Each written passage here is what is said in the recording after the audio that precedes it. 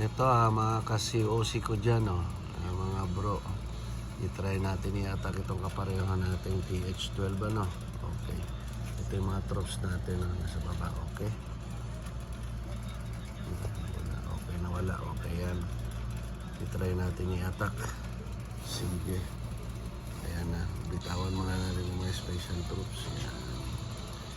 Yan yung Archer Queen, yung dalawa nating hero naka-upgrade. I-try lang natin ito. Ayan. Yan. Ito. Yan. Okay. Yan. Try natin na mga 3-star. Yan yung mga blimp na yan. Automatic yan sa yung dano bagsak sa PH. Yan. Okay. Tapos try natin dito. Yan.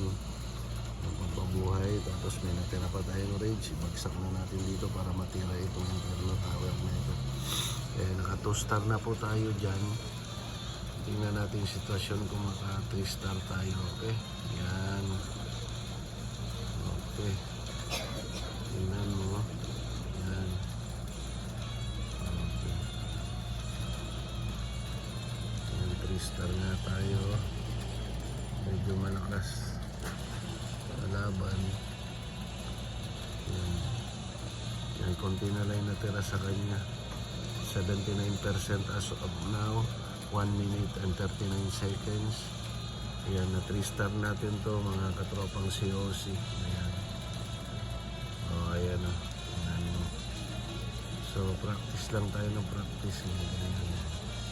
Kaya pala natin yung 3-star kahit na medyo mahina pa yung mga troops natin. Ayan. Yan pa yung natitira. Okay.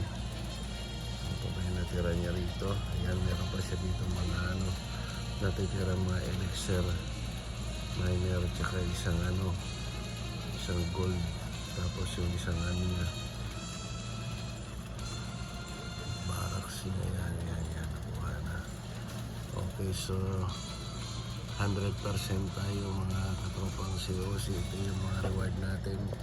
Naka 6 na trophy tayo, 750,000 na gold. Elixir is 485. Black Elixir is 7,900. Ayan. Mga katropang COC.